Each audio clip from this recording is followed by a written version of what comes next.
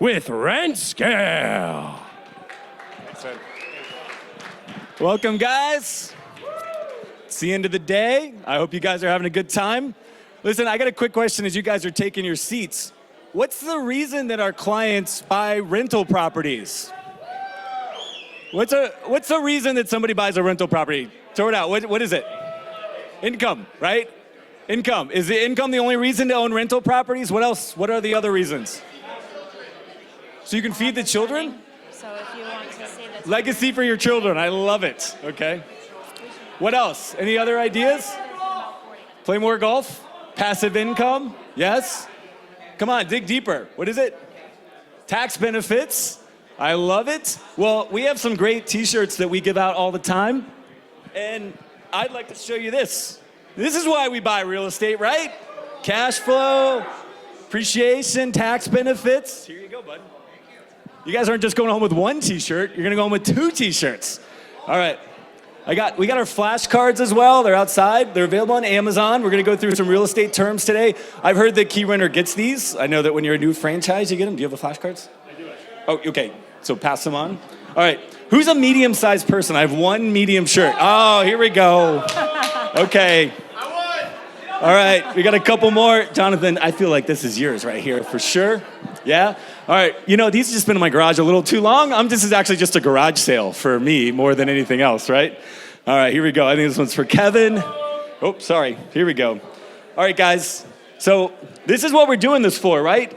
You guys don't want to wear your Key Renter shirt when you go to the Sunday farmers market. You want to wear this so that people come up and tell you and say, hey, I'm a real estate investor as well. So this t-shirt alone is how Rentscale is going to make you guys more money. Here you go. All right, guys, so super happy to have you here for this next presentation. We were introduced as a throuple, so that's new. Property management's favorite scaling throuple. Got it. It's a mouthful, but we got it. Perfect. I've always wanted to be on NBC. All right, so just a quick introduction. Jen with Rentscale, Jeremy with Rentscale, and then we have the wonderful Lior with Blanket here. And we are your team today guiding you for, hold on to your hats, the next 2 hours. So here to entertain you guys for 2 hours. And what we're talking about today is asset management. How many of you guys are asset managers? Yes, I love this room. I love this room. All right, so we're gonna talk about how to do this and how to generate more revenue when we do it. Because you guys, we are in the middle of a very big shift. So let's talk a little bit about sales. How many of you remember back when you were younger, or maybe when your grandparents were younger, Sears? Does anybody remember Sears? Raise your hands. Okay, good. Okay, so we got some Sears friends in here. So when you used to go to Sears and you needed a washer or dryer, you walked in, right? And up comes a nice looking salesperson in a suit and tie, and they're like, hey, you're like, hey, Bob, it's great to see you. How's the family? And you're like, great. Oh, I need a washer. Mine went out, okay? And that salesperson would come up to you and they would say, okay, no problem. See this Kenmore Elite, whatever, it spins, it does all the wonderful things. And you're like, great, send me one. That's how easy sales was, okay? You just know their kids and you know who they are, and you be the first person that they're talking to. And sales has evolved since then even further. So then we went into a features and benefits type of world where we could just act like a website and talk a little bit about the things we do and how we do it, and people were really interested in that, okay? Then it moved to the relationship sale. Well, that's no longer enough. Sales has changed again, thanks to AI. Thanks a lot, Lior. I really appreciate that. So we're having to iterate. So no longer are the days that you can talk about your features and benefits. If you get onto a discovery call and what you're saying to people is, we lease properties better, we screen tenants better, we market properties better, none of those things are going to work. You are going to be extremely ineffective. And here's why. Information is super easy to find. Super easy to find. I ChatGPT'd a legal contract the other day. Swear. And then I ran it by an attorney, and they were like, this is fantastic. I'm like, cool. Okay, so information is super easy to find. And if you are no better than the information that's on your website, you're already behind. Second thing is the market dynamics are significantly changing, but we're really moving from a transactional relationship to a transformational one. So like I was saying, if all you're doing is shouting out your features and your benefits, and you're not actually helping your prospect be better in some way, you are going to fail. You are going to fall down.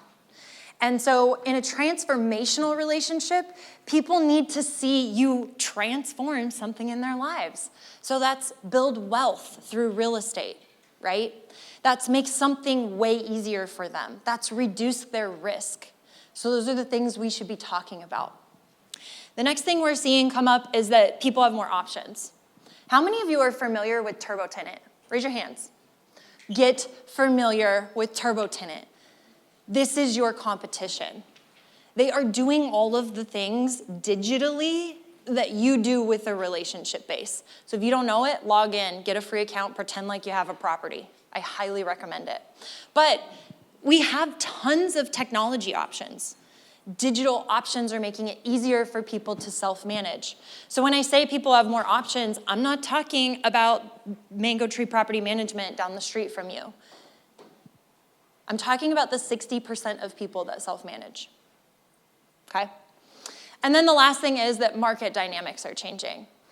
How many of you have new landlord-tenant laws put in place in your markets in the last year? Yeah, no, what the heck? You're like, what? Idaho. I live in Colorado. Let me tell you how complex it's become.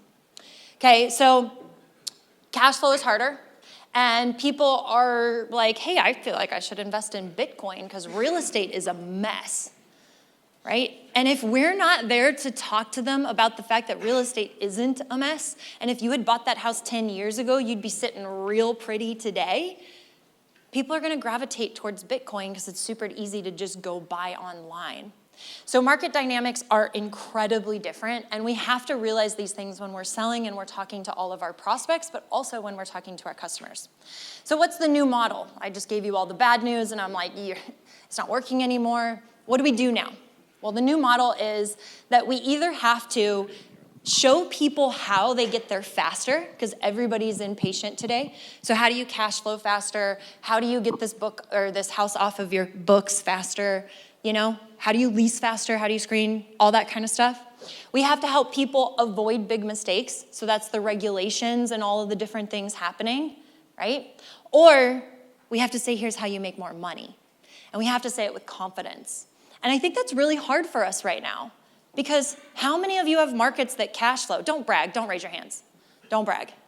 But cash flowing is harder than ever today.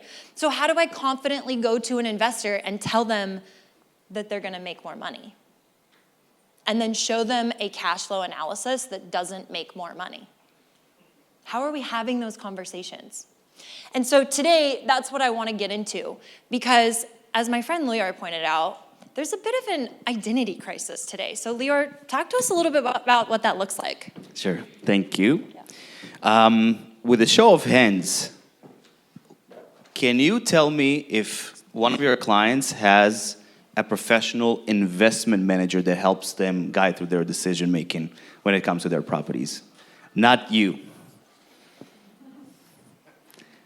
Okay, this is actually good. I bet it's not all your clients. I bet the majority of them don't have any one professional that actually helps them guide through their journey, right? And the question is then, who is their trusted advisor? Who is the one that actually helps them understand, should they buy more properties? Should they optimize their investments? Should they sell because maybe it's not performing anymore? Who's the one that's helping them guide them through this crazy journey that's called investment? And investment, I say, in general, and really the question is like, is it us? Because they don't have anyone. Look at every other asset class. Take commercial, take office, industrial, you name it.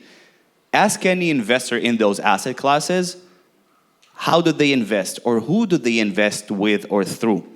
The answer would always be some sorts of a professional investment manager It will either be a fund, a REIT, a syndication operator, someone who meets with them regularly, talking about their allocations. Should they invest more? Should they maybe exit? Should they diversify? They're meeting with them on a regular basis as their investment managers, and they're talking with them about their goals. If you ask any single-family rental investor, whether that will be an intentional investor or an accidental landlord or anybody who has a single-family rental property, do they have a professional investment manager? Would you think they would say yes? No. And that's really the problem, guys. This is really the problem, where we have the least sophisticated investor segment of the real estate industry that doesn't have anyone to guide them. Who would fill that role? There's no one else. Would it be the agent that sold them their property and just wanted to get their commission and peace out? Or is it the lender that got their origination fee, then sold off that loan to the secondary market and they're out? Who's the only person, who's the only party in their life cycle that has a vested interest in their well-being and their long-term well-being? Exactly. Now, do we view ourselves as investment managers? I love it. Normally, there is silence and crickets when I ask this. But I think here, this shows a lot about the strength of KeyRenter, about the shift that is happening in the industry. And to understand that we have more than just a responsibility, we have a calling. One of the reasons I got into real estate is because of my grandparents. Because they were scammed with some real estate deal and they didn't have anyone on their side to actually tell them what to do and do it properly. Now, how many of these grandparents are your clients? How many of these people that really don't have anyone to guide them and they need that sort of like smart advice? So this is one of the most important things. I think we need to understand that this identity crisis that is very predominant outside of this area, outside of the KeyRenter family, is something that we need to understand and answer to that calling. We are the trusted advisors for our clients, whether we think that or not. But the question is, how can we do that, right? So it's a mix of a few things. I spoke a little bit about it today in a very short minute, I would say, presentation. It's processes and it's visibility. We first of all need to understand how our clients are really doing, right? How can we be there for our clients if we don't know if they're losing money every month or they're making money every month? How can we be there if we don't understand how their investment is really doing, right? So this is one of the main first steps. So that's what gives us the ability to go from the following thing that is called a service provider to an asset manager mindset. The second thing that we need to do is to go from blind to in control, right? Because one of the things, next slide. Nope, no, we're good. We should be fine. There we go. So how can we go from that step to being more of a service provider to more of an asset manager? How can we be more in control versus being reactive? And this is really the change. And one of the most exciting parts of this transformation, when we're moving from this very reactive mindset to a proactive mindset, we can technically make any situation that we might feel that is negative or scary to a positive, into a revenue-generating opportunity. And I want to give you an example. You probably have multiple clients that maybe are losing money every month right now. They're cash flow negative, they inherited a property that is not a good investment property, and the numbers look bad. Who here would be scared to talk with them about the fact that their numbers are really bad? Don't be shy. It is scary. Like, it is scary to meet your clients and say, hey, your property's not doing well. But is it our fault? I didn't buy that house. 100%. So I would never be afraid to bring up things that are theoretically negative, because what I can do from that, I can turn that into a revenue opportunity. I can say to this client, listen, man, your property is really not doing good. We did all the checks. We crunched the numbers. We saw if there's like anything we can do to actually turn this property around. There's not a lot we can do, but it's not the end. What we can do is we can maybe 1031 exchange this property. We can sell it. We can buy a property with the amount of equity that we got in a better place, with better cash flow, appreciation potential, and no headaches. Now, what's in it for us? Maybe we're in a state that we can represent both sides. Boom, you got 2 commissions from 2 transactions. You maybe switch that property to a property with a higher revenue per unit. So you're now actually generating more revenue. So by surfacing the things that are technically negative and we are maybe scared about them, we can turn them. We can turn them into revenue opportunity. We can turn them into something good for our clients. So one of the things I always say in this change of mindset, there's nothing negative about it. All the things that we might think that are a little bit scary or negative, you can spin them into a revenue opportunity. The last thing I want to say is to demystify this thing called asset management, right? Some folks maybe are thinking to themselves, asset management, oh, it's probably some buttoned up Wall Street guy walking around, hedge fund manager. There's the song 6.65, Blue Eyes, right? That's not that in our space. There is a difference in what is called the fractional ownership industry and the direct ownership industry. Fractional ownership are the funds, the hedge funds, the syndications where people invest and get a share of the fund, which is normally an LP and GP structure that includes investments. The direct ownership industry is the single family rental industry in essence, where people buy a property and they're the 100% owner of that.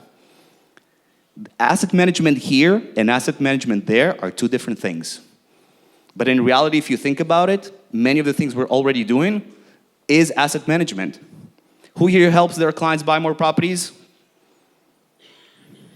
Great. That's portfolio growth, one of the pillars of asset management. Who here helps their clients optimize their property's performance by renovating their property, by maybe helping them get more cheaper quotes? Great. That's portfolio optimization. That's asset management. Who here helps their clients sell their property when they need to? Great. That's disposition, another pillar of asset management. So when you think about it, technically, we're already doing asset management. The only difference is, can we flip the switch and turn the way we perceive ourselves in a way that we'll be able to be there for our clients, to help them with everything that they need. So to flip the switch, I'll maybe pass on the mic quickly. Let's talk about having these conversations that can feel difficult, but are actually going to bring us more revenue. That's what today's training is about today. We're going to go deep and show you guys exactly how to have these conversations in a proactive way that not only retains the clients you have, but helps you multiply the doors you have from the clients you have. So you guys should have workbooks on your desk. We're going to be diving into some of these. If you don't have them, I know we've got some extras. I think somebody's in the back that has a bunch of them. Right there, she's in the back. So I want to make sure you guys get your workbooks. And what I'm really excited about is all of these new franchises that I've met today. So many of you guys are new. And this is going to sound very normal for you guys. This is going to say, well, I've never done it any other way. And so you're going to be able to adopt all of these things. But you know what I'm really worried about? I'm worried about those of you guys that have been doing this for several years. Raise your hand if you've had your franchise for more than 2 years. Okay? So maybe we got some ways of doing things, right? This is what we do. Well, as we all know, you can't pour water into a cup that's full. So raise your hands if you've been in business for more than a year. Somebody get aggressive and grab one of the cows on your table. I know you guys have noticed the stuff cows buy now. I want somebody who's been in business for more than a year to grab a cow on your table. And I want to walk through a couple ideas. I want to see if these resonate with you. So who knows what a sacred cow is? Anybody know what a sacred cow is? What's a sacred cow? Oh my goodness, hope I don't get this wrong. It comes from the idea that in Hinduism, cows are considered godlike. And so we don't kill them, we don't sacrifice them. Sacred cow. Let's give them a round of applause. Woo. That was good. When I told Jen this idea of sacred cows, she looked at me cross-eyed and said, no one in this room is going to know what that is. Not a clue. But every now and then people do. So yes, in India, cows are so sacred that not only do we not turn them into Happy Meals, but people literally won't touch them. There is actual stories of people that live in these rural villages and there's one road to the market, and when they encounter a whole flock of cows, it's a herd of cows, a whole herd of cows. I don't think it's a flock. It's a herd of cows. You call it whatever Yes. you want. It's a whole herd of cows. Listen, I'm going to get all my real estate investing terminology right today. I may not know my farmology. So if somebody encounters a herd of cows, they are more likely just to turn around and not go shopping that day than they are to try to get through the herd. Now, why am I bringing this up? You guys come to a conference, you're going to hear new ideas. You're going to love it. You're going to go back and you're going to tell your team about it. And what are they going to say?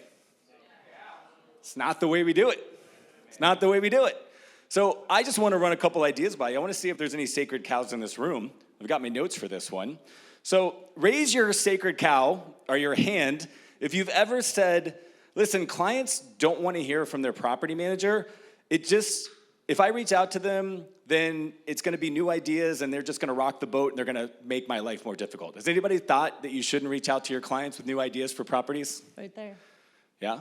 All right, there we go. Has anybody said, you know what, my clients probably know more about real estate investing than I'm ever going to know. It's their property. Anybody ever think that? Yeah. No, usually it's more. People say that. Be honest with us, guys.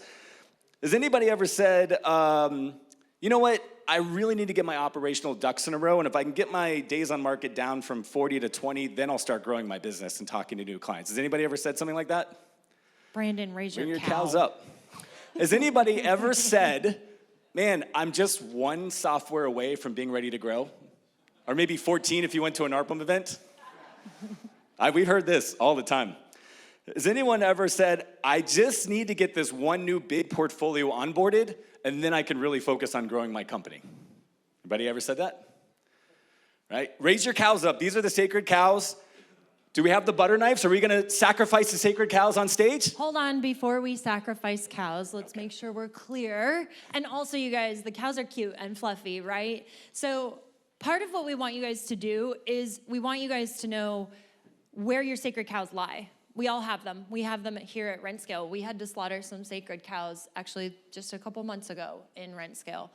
These are things we are so used to doing, and we think we're doing them the right way, but sometimes that's what's holding our company back. So instead of slaughtering the cows with the butter knife, because Really hoping. we're going to hold on to these cows, and I want you to take them home, and I want you to put them on your desk right in front of your computer, and I want them to remind you that we have to challenge some of the assumptions that we have in our businesses so that we can actually progress forward in the best ways possible. So keep those cute, cuddly cows. Okay, fine. No sacred cows for this conference, right? Can we all commit to that? We're all going to keep an open mind, and for the rest of this conference, we're going to listen to ideas and not just push things back because that's not the way that we've done them before. All right, let's jump into a little activity here. I want to kind of share with you guys some frameworks for talking about what Lior was mentioning, becoming more of an asset manager. So we've been saying this since from day one. Explaining what property management is to somebody who doesn't know what it is insanely complicated. Property management is not just one service. It is a portfolio of services that, from tax advising to real estate services to marketing to payroll to communication to maintenance. Property management is just a term you guys made up so you could tell people at a cocktail party what you do without talking for 10 minutes. Am I right? So we need these frameworks. We need boxes. When you're trying to convey lots of information to people, you want to find boxes to put this information in. This is a great communication. I wouldn't even call it a hack. It's a fundamental.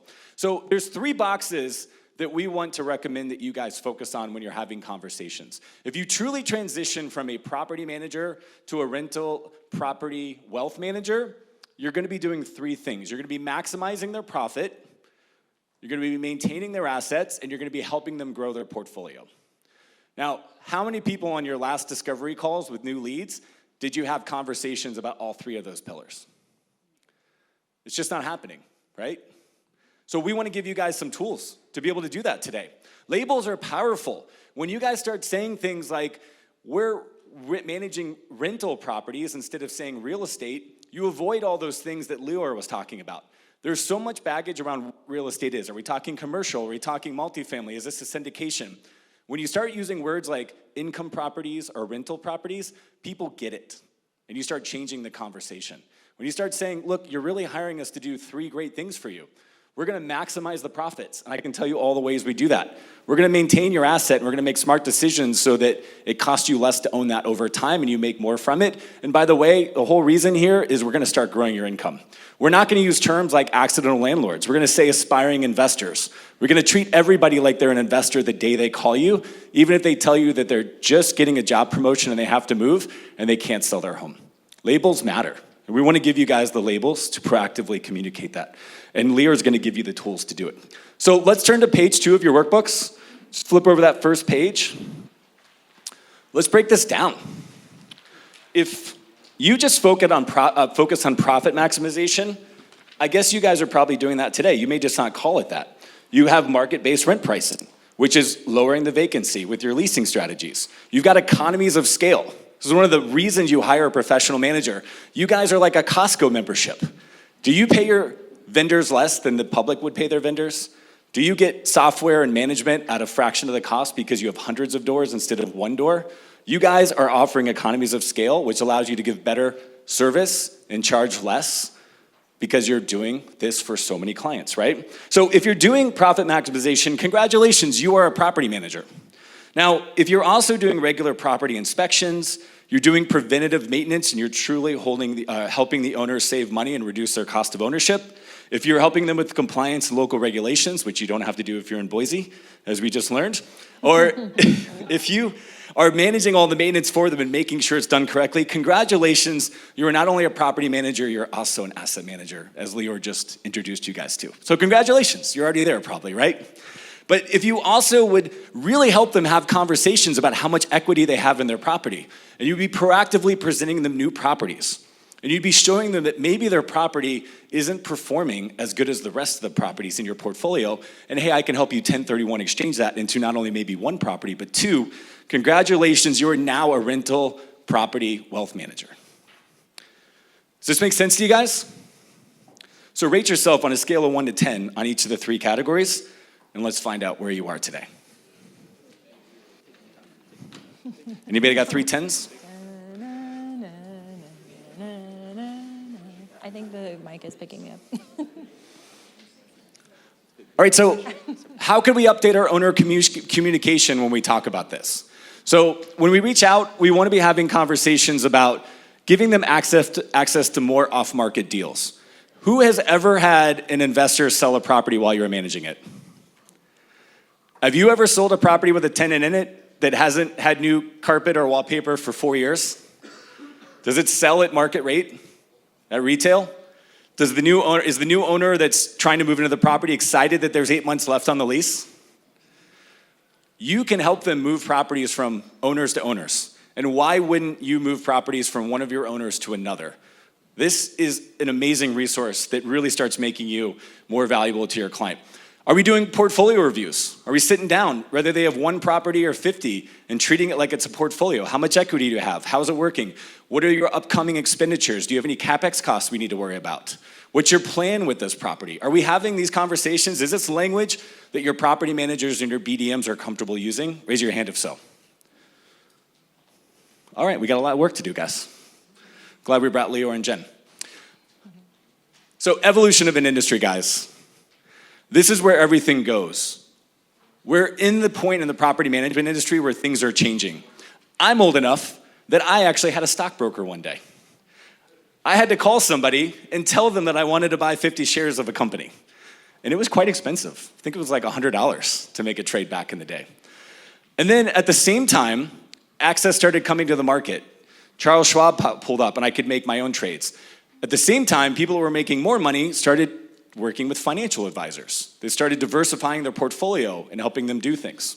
Well, now that Charles Schwab has turned into Robinhood, and I literally can make bets on a Super Bowl in Robinhood in 10 minutes. I can move shares in and out, and it's totally free. If I am a do-it-yourself investor, then I have unbelievable access, and no financial advisor is ever gonna convince me they can do it better. Meanwhile, as the wealthy get wealthier, we get private wealth managers. These do all kinds of things. They give you access to programs that I could never get access to without that person. Again, they're using economies of scales, and they're using sophisticated strategies that the average person wouldn't do. This is the total bifurcation of every industry as it matures. So yes, turbo tenant sucks, and it's here, and you can do things on your own. But people are gonna have more sophisticated needs, and you guys are gonna be the ones that have more sophisticated tools and better strategies to basically become their wealth managers. So we invite you on the journey. All right, so this sounds like a lot, right? Everybody's sitting out there going like, okay, this sounds great. You've convinced me I need to do this. Seems like another to-do thing on my list, my very, very long list. Well, lucky for you, we're gonna spend the next hour and a half teaching you guys how to actually execute this at a very high level. not just to speak the language, which we're going to play some games so we make sure we're speaking the language, but the systems that you're going to implement in your team to make this a reality. So anybody who has been around Rentscale for any amount of time has seen this triangle. It's attract, convert, and multiply. So as we look at this, when it comes to business development and growing the revenue in your companies, this is exactly what has to happen. This is our flywheel, we say. We gotta attract the right fit leads. We gotta convert those people into paying clients. And then I want to multiply, meaning I want to take that one client and turn them into 3. So that's our goal today. We are going to take one client and turn it into 3. Why? Because how much does an existing client cost you guys to bring on another door? Customer acquisition cost. Everybody put your hands up. How much does it cost? $5? $10? $0. Customer acquisition cost of already existing customers is $0. You're also extending the lifetime value. So you paid for this lead and you worked really hard to close those guys down, and now they're your clients. I want them to keep buying more from me. And that's what asset management does. It helps you turn one door into 3 for a lower cost than what it took to acquire that first door. And that's our focus today. I want you guys to multiply your business. We're gonna take consistent, scalable referrals and new units, and we're gonna infuse that into our business. So we call this the 3 R's to multiply, because there are 3 elements in this. The first one is retention. Doing this helps you keep the clients that you love.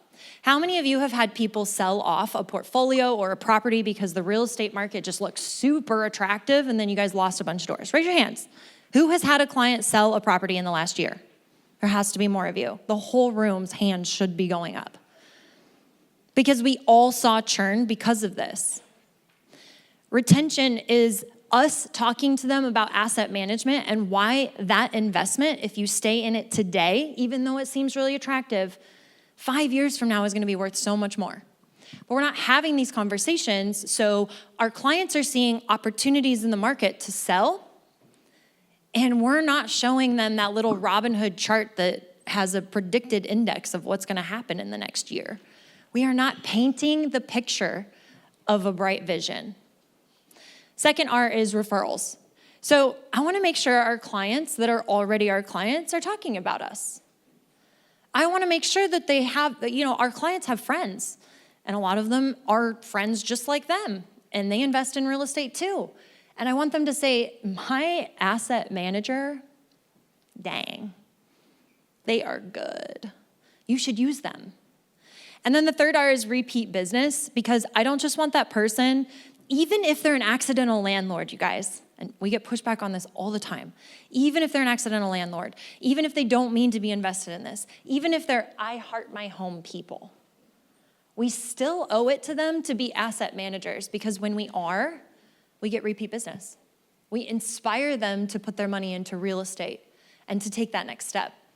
So those are the 3 R's to multiply, and we're gonna spend the rest of our time talking about how the heck we do this. And it's all in the framing. So the way that we talk to our clients is incredibly important, all right? And I think a lot of the times we speak about maintenance costs and monthly reporting and management fees and expenses and vacancy. How fun is that for our clients to hear about all of that? The thing is that when we're talking about property management, we are talking about the downside of real estate investing. We're talking about all the negative stuff, all the things that cost them money. So what I want you to do is I want you to start talking about the upside of property management and painting a better picture for the future, talking about equity, net operating income, cash flow, tax benefits. These are the things that make their portfolios worth hanging on to even when the market seems like it's a great time to sell. We did a study, actually, Resi Club. Anyone who doesn't follow Lance Lambert should. He does a bunch of great information on real estate, and we absolutely love his content. So Lance Lambert put out a study and said the most frustrating part of the buying process is actually finding and sourcing a home. If only we had a technology in this room that would find and source a home. Who might that be? Blanket. It's Blanket because Blanket is there to help you guys find and source a home. And what Lior and his team do is helping us have these conversations in a much more clear way. So Lior, come up here. Let's talk a little bit about the Blanket platform and how we're having these conversations in a more effective manner. Will do. And mic check. There we go. Thank you. Yeah. So let me just quickly change the slide over there. So some of you folks are familiar with this, but this is just a quick, again, snapshot of what the owners see, okay? The data that they see in a very easy and streamlined way about how their portfolio is really doing, how much the cash flow they're generating, what's their estimated property or portfolio value, how much equity they got in those properties. And the cool thing about it, there's no manual data entry.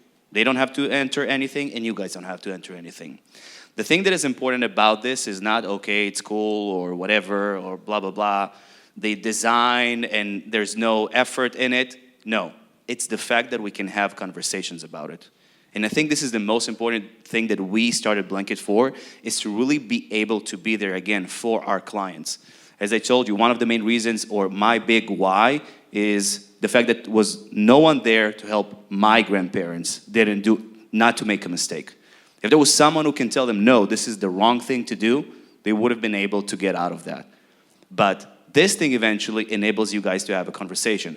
Whether the data here looks bad, even if the cash flow is negative, even if appreciation goes down, even if the equity is not that great, at the end of the day, if you can have that conversation, as we said in the beginning, you can switch the whole narrative into something positive. Because at the end of the day, what are we here for as their asset managers? We're here to solve problems. And if they have any problems, if they have any performance issue with their properties, again, it doesn't mean that it's our fault. Markets change, even if it's a property that we help them buy. Markets change eventually. I always say, before Blanket, I was working in a big investment firm that was doing a lot of build to rent across the country. And I worked probably with about 2,000 to 3,000 investors directly that I created spreadsheets for, performas for, and talked with them about the performance of their properties. And the thing I always told my team is always do your best not to sell. That's how you'll sell. Tell them things will break. Tell them things wouldn't go the proper way. The property will be vacant. There will be issues. You will lose money, but you'll have someone who will take care of it for you. That's the thing that people want to hear. They don't want to hear that everything will be perfect, because it wouldn't.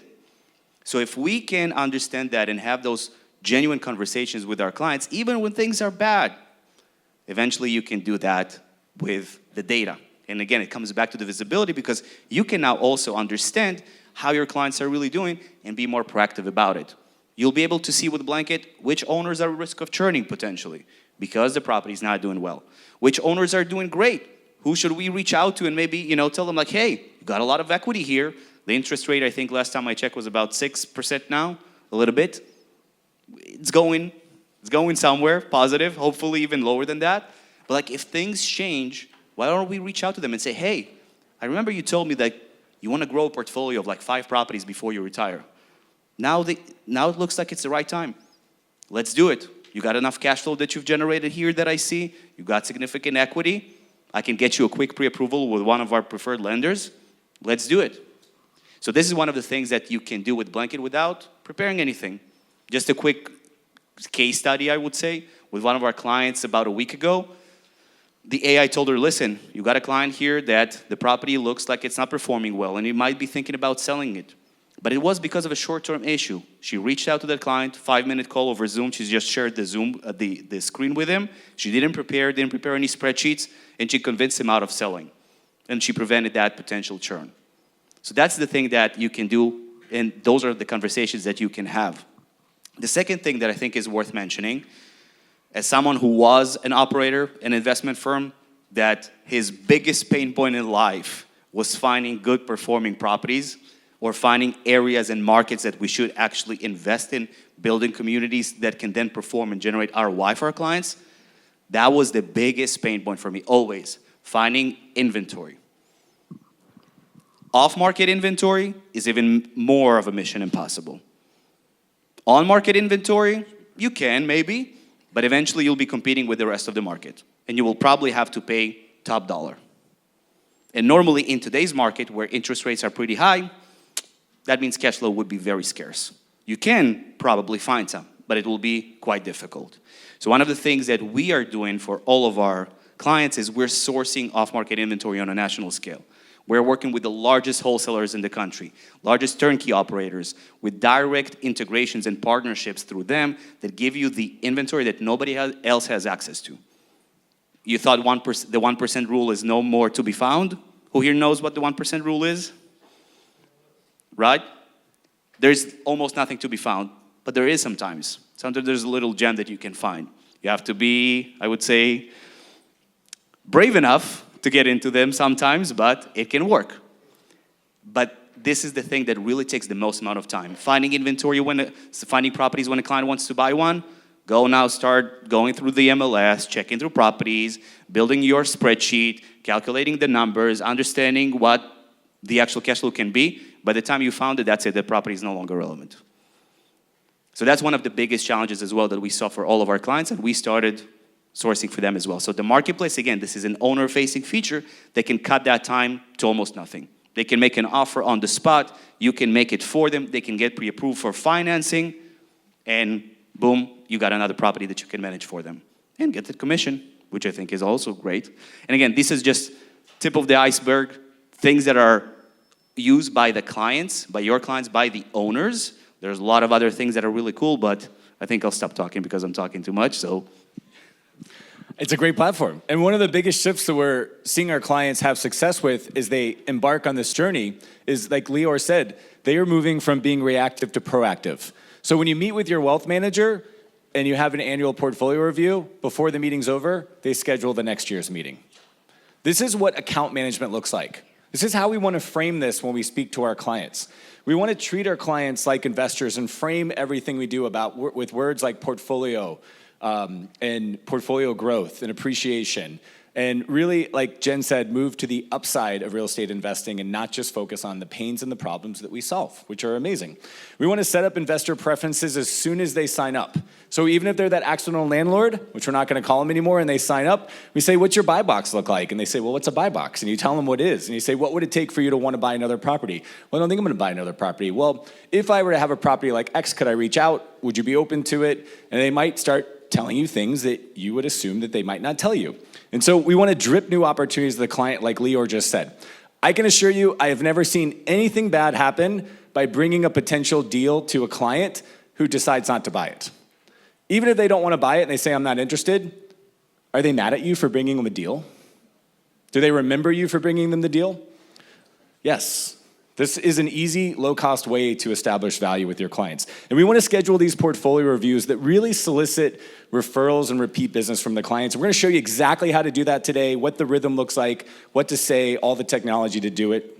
Spoiler alert, it's probably blanket. But we're going to walk you through all of this today. So, Jen, can we play some games? Yeah, enough of us standing up here preaching at you about why you need to be asset managers. Let's have some fun. Everybody, speakers don't normally say this, but everybody take out your phones. Take out your phones. I know. Don't check your email though, guys. Everyone needs to take out their phones. We are going to play Kahoot. Has anyone ever played Kahoot before? Yes. Okay, well, it's the afternoon and it's time to get you guys into understanding. So scan the QR code. Everybody's going to want to play. This is a competition. There's a prize for the winner.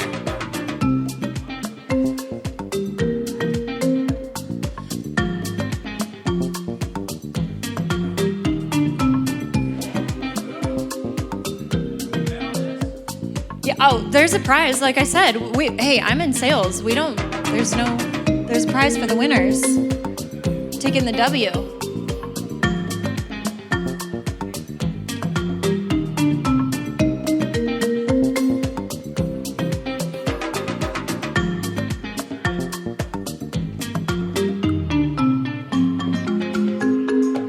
Okay, we're gonna go 10 more seconds. You got 10 seconds.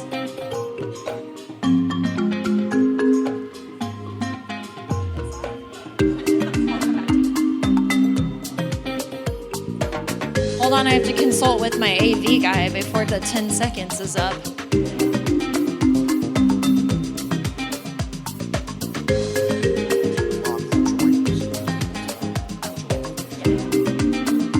Okay, guys, everybody in?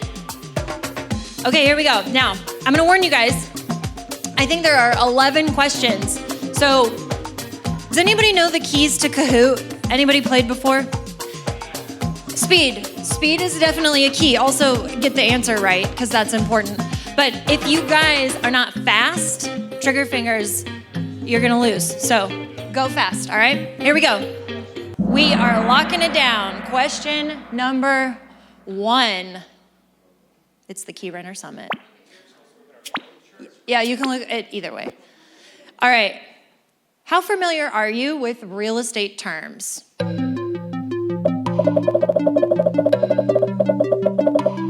Is there really a right answer to this one? Yeah, there's a, well.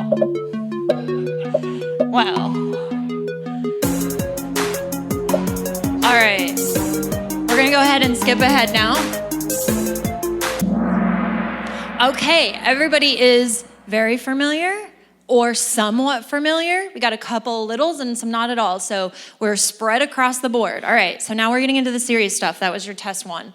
What does ARV stand for? It's also defined as the value of a property after it's been improved, renovated, or fixed up.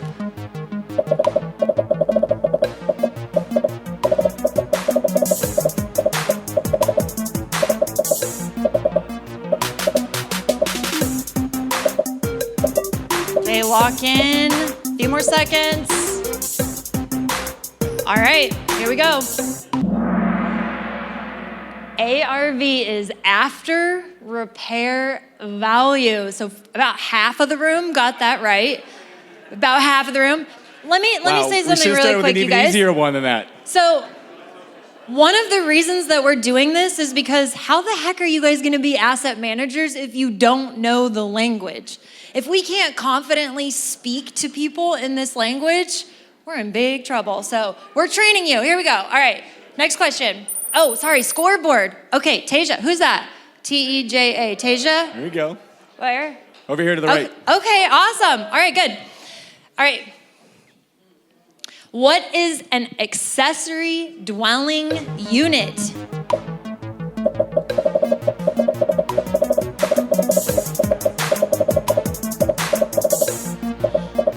Okay, lock it in. We're gonna do 5 seconds and move on to the next question. Ready, set. Here we go. Next question. All right, 79%. A second home or residence on the same lot as primary residence.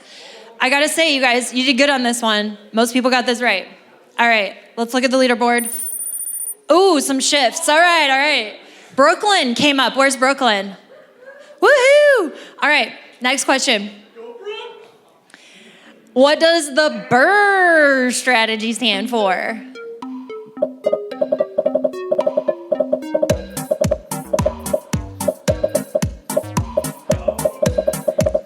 Oh, did the fast fingers hurt someone over there? Because we'll find out.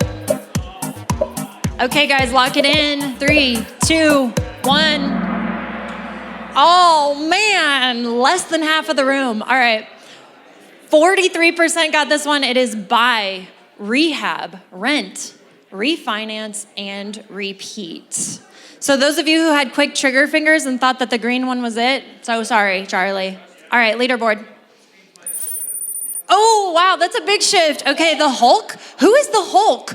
Yes, of course it's you, Chris. Okay, yes, that makes sense. Okay, go ahead. All right, cash on cash return measures what?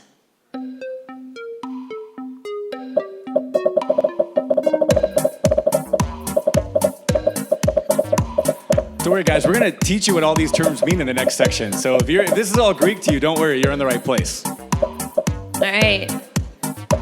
3, 2, 1. Yes. Okay, good job, guys. We did pretty good on this one. 83, annual cash flow divided by total cash invested. That is your cash on cash. All right, leaderboard. Tag. Oh, okay. The Hulk. Man, you really got taken down quite a few notches there. Tag. Who's tag?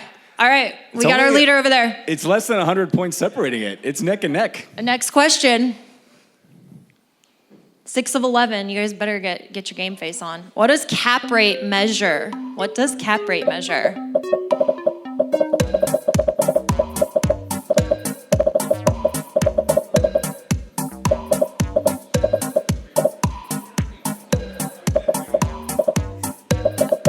right. It is the return on an investment property based on income. 84 of you got that right. Good job. All right, leaderboard. Tag is still in the lead, holding on by just a little bit. All right, next question. We are question 7 of 11. What does NOI represent?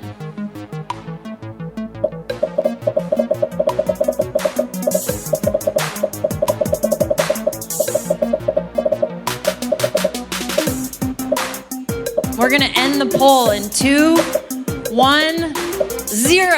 I told you had to have a quick trigger finger. I'm super impatient. NOI, 78% of us got annual income after property expenses. All right, leaderboard. Tag, you just fell off. Pablo. Hey, Pablo, I did not say you could play. All right, next question. We got 8 of 11 here. What does a 50% LTV mean? 50% LTV, what the heck does that mean?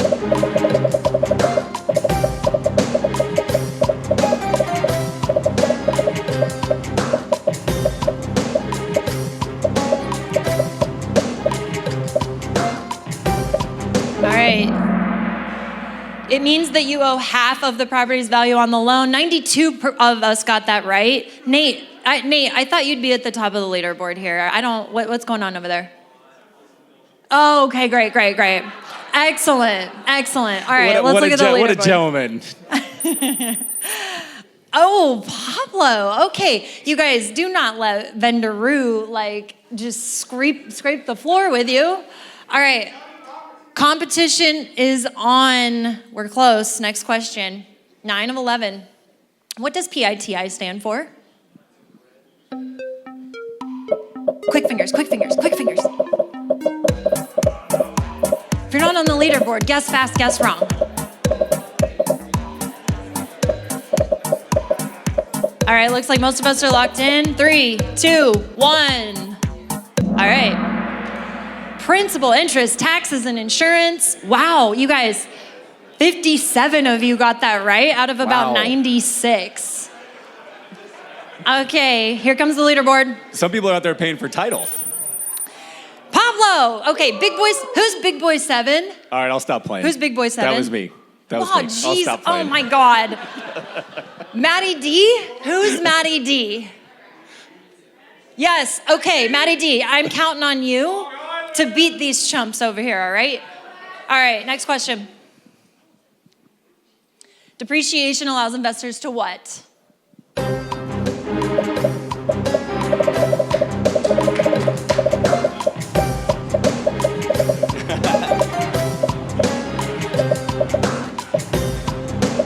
All right, here we go. 3, 2, 1. It allows you to deduct property wear and tear from taxable income. Good amount of us got that right. Leaderboard, sir. Maddie D, yes, woo. Okay. Don't call it a comeback. I think this is the last question, right? Last question? Okay. If this is the last question, I'm only giving you 5 seconds, so you better hurry. If it's the second to last, I'll give you the time. All right, ready to go, ahead. This is it. A 1031 exchange allows investors to 5, 4, 3, 2, 1. Oh, nice job, guys. 88 of us. A 1031 exchange allows us to defer capital gains taxes by reinvesting. Final leaderboard, please. We need a drum roll. Oh, who is that? Whose is it? Danny? Okay, all right. Number 1. Maddie D! Woo-hoo! All right. Maddie D, I have a prize. No joke. I know I'm a salesperson, but I'm being very serious. I have a prize valued at $6,000. I'm not joking. And I will give it to you at the end of this. Promise. You'll see what it is. So congratulations to Maddie. Everybody give him a round of applause. Great job, Jen. All right, well, that was a little fun. We wanted to test some knowledge, see where you guys were. If you thought that was hard, wait until you see the next round because it's gonna get crazy now. Now we're gonna put this into real use, like you're actually doing portfolio reviews with your clients. You're gonna learn how to use the blanket tool. You're gonna decide if you're going to keep a property or sell the property. You're going to decide how long you should keep a property. We're gonna show you 2 different properties and you're gonna decide which one you would invest in. It's a little game we like to call Analyze This Property. And this is a lot of fun. So we've got 4 real properties we're gonna go through. Now, everybody on your table, you should have some Post-it notes. There should be 4 for each table. The tables are competing with each other. I would encourage you guys, if you have less than 4 people at your table, perhaps you join up with another small table because this is a teamwork exercise. So find some smart people. Maybe everybody wants to join Maddie D's table. There should be a flood to Maddie D's table after that. So try to get yourself together. And when we go through each of the 4 properties, you guys are gonna make a decision of what you're gonna do, and you're gonna share with the group. All right. Get all settled? Yeah, I mean, it's more fun if you got a few more people, so. Decide who you got. You guys combine, that's perfect. All right, so you got 4 Post-it notes. Everybody see your Post-it notes on the middle of the table? They're bright. Yes. Okay. All right, so we're gonna walk through some education and we're gonna walk through some real properties today. These are 4 real properties in Nashville that we found that were actually for sale or for rent, and we're gonna run real numbers on these bad boys. Who's Nashville in here? Anybody Nashville? No? Art, can we sell a Nashville franchise? What the heck? We got 4 real deals in here. Yeah, Nashville, okay. So here's the goal of this exercise, guys. We want to be the person that our clients trust for investment recommendations, whatever those recommendations are. And we want you guys to gain confidence in your knowledge. This is a big training we've been doing that is a lot of fun. So why this matters, we already told you that. I'm not going to waste any more time on that. You know why we're doing this. It's so that you guys understand what PITI is. When a customer comes to you with an issue, you're going to go through this process. Even without this training, I think it's pretty natural. They say, hey, Jeremy, I think I'm gonna sell this property or I'm moving out of this property and I think it might be a good rental. You're gonna do discovery, which basically is a fancy term for asking a bunch of questions and listening, asking more questions based on what you learn. You're gonna do some research on the property's value, on its state, and what the market is doing. You're gonna make a recommendation to your client, and then, unless you're a total psychopath, you're gonna have a discussion with them and listen to what they think about your answers, right? This is it. I mean, I'm breaking it down, but this is the natural process that you're already doing, right? So what we're gonna do is walk through this in a way where you've got the right tools and the right framework to do these 4 steps in the best way possible. So has anybody ever had this? Somebody calls you and they say, hey, look, we're moving, I got a job promotion, I gotta move, and we're considering renting our home. Is that a familiar statement? Yeah? Deal with this quite a bit? So that's a great scenario. We're gonna walk through different scenarios today, starting with this very simple one. So as we do this, we're gonna introduce a couple terms. Who can explain to the group what equity is? Nobody. Oh, Brandon, thank goodness. I was like, whew. It's the value of the property less the mortgage balance. That was a very Wow. clinical definition. Very nice. I'll stay Brandon. over here. Very Let's nice. just keep Brandon going. What's appreciation? It's the increase in value from the change in the market value over time. That's right. Yeah, it was property. I bought it for $100,000. 2 years from now, maybe it's $120,000. Right? These are simple. Don't worry, they'll get a little more complicated. Brandon, what's the meaning of life? Ooh, that's not for me. That's not for him. Okay, that's fair. That's the next presentation. He was so good. He was on a roll. All right, so we know equity is the amount of value you have in your property that you can unlock. And appreciation is that equity going up over time. Pretty basic stuff. So what's really cool about Blanket, if you guys use the tool, is you can actually enter what somebody is paying on their PITI, which does not include title, guys. Your property, your principal, your interest, your taxes, and insurance. And so what's really cool is you can put all that in there and you can forecast out what's gonna happen with the property. So remember we said we're gonna do discovery, we're gonna do some research, we're gonna make a recommendation and have a discovery. What's the timeline that we want our customer or our client focused on when they're considering if they're going to sell the property or rent it? Is it this year? No. Is it 50 years? Why not? I don't know. Have you guys been seeing all this new research that's coming out? I think we might be, I mean, your head might be in a jar, but you'll still be alive, and your AI bot could still live there. So I like to work with around 5 to 10 years. I think 5 to 10 years is enough for you to see the snowball of what's happening with your real estate without seeming so far off that you'll be having grandkids when you've got babies in the house right now, right? So is real estate a get-rich scheme? It's a what? What is it? Wealth growth? It's a get-rich slow game. It's a build wealth slow, right?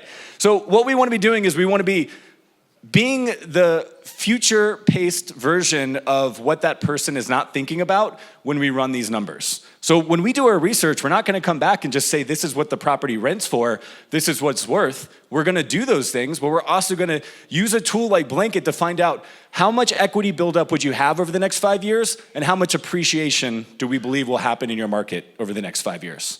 That changes the entire dynamic of the conversation from a 2-dimensional conversation to a 3-dimensional conversation. Would you guys agree? Yeah, great. I love all the heads. So how much is the property appreciating in your market? Who has an answer? If somebody said, look, if I'm plugging in these numbers, these are all variables in any real estate tool, including Blanket, they ask you to have some assumptions, like how much is appreciation on average in this market? How much is rental growth in this market? What do you tell people? Does anybody have that conversation? Nope, nothing? Nobody's ever said, oh, what is it? 8%. You're telling me they're appreciating 8% right now? Dang. Hey, can I get a property from No you? laws, no real estate laws, and 8% appreciation in Boise? Well, that's great. Boise. So where does that number come from? We have a lot of new construction builders doing basically owner carry with their own bank, and so investors are able to get 4% interest rates on new properties, so you can still cash flow. But the property's appreciating 8% a year, the price? We have so many people moving in, it seems to be still going up every year. Yeah. I believe it. Yeah. Let's give him a round of applause. That was a great answer. So, listen, you know, the biggest pushback we get on this is the BDMs look at us and they say, I can't predict the future. I can't tell these people how much their property is going to appreciate. But if you can have a defensible answer like that, and you are a real estate expert, who better in their market to have thought this through? I encourage every office, especially if you have a brokerage side, to every year come up and say, we are telling people that we think appreciation and rental growth will be X this year. And if you want any information, we talked about Lance Lambert, we use Resi Club. If you go to Resi Club, you can put in any major market. This is Nashville, and it'll show you the home price year over year for the last 30 years. It'll show you the rent over rent increase for the last 15 years. I think it's 12 years. And so you can say to them, look, Nashville was crazy. It went from 3% in appreciation all the way up to 21% for 3 years. Now it's back down to around 3%. We are going to plug in for 5 years that we think your property is reliably going to appreciate at least 3 to 4%. Hey, Does that sound logical? One question here, because Yeah. I run this through with a lot of salespeople. I do want to ask you guys, you see that chart there and the top? That's COVID. What happened after COVID? Anybody? Like what caused that drop? Interest rates dropped down. And then all of a sudden we have what? A negative appreciation on the house, right? Why? Because the interest rates, what else though? There's another factor here. Fears, inventory. Inventory is the answer that I was looking for here. So when we're having these conversations, we need to be able to look at charts like this. And when somebody's like, my God, that property fell off of a cliff, we can be like, well, yeah, but it was artificially inflated. We got to COVID, that was crazy. Then the interest rates drop, and then the inventory went nutty. And so, yeah, like we saw it swing back to probably where it should be. And then we're still coming up to that. We have to be able to explain that when we're talking about these properties as asset managers, right? So if you're going to do any pro forma, you're going to need some variables, and appreciation is one of those. Who wants to share what rental income is? You got it? Can I trust you, Danny? The monthly rent that you receive on a property. Pretty simple one, right, guys? Well, we also need to know what the rental growth is. So we need to use a tool to establish the baseline today. That's the rental rate that we think that this couple's property will rent for today when they move out. And we need to put in the projected rent growth. Does anybody have recommendations on what they should expect in rent growth in your market that you're comfortable? Yell it out. 5%. Right, what's your market? Virginia, okay. I think that's really reasonable. So you guys have your variables that you're gonna plug in. Have I lost anybody so far? Trying to keep it pretty basic. Don't worry, it gets more complicated. Okay, great. So what's great about Blanket is when you put in these numbers, it'll actually show you what you can expect over 1 year, 5 years, 10 years, and you can change that. We talked about the assumptions, and it goes all the way through. So when you're having this conversation with them, you're showing them visuals, and you're basically projecting what the future holds. Isn't that important if you're deciding if you sell the property or rent it? Yeah, so it's a great tool. And my clients have been doing this for years before Blanket existed, and I'm like, wow, this is amazing. I'm like, show me how you do it. And it was spreadsheets, and it was tools that were cobbled together, and bookmarks, and all these different applications. And then Lior saw this opportunity, and that's why we're so big on Blanket, and we're showing you how you guys can use this tool. Okay, a little more complicated. Who can explain capital gains for me? I'm over on this side. Anyone want to explain capital gains? Rodney, help me out. It's a tax that you would pay on any realized gain from any rental property. Yeah.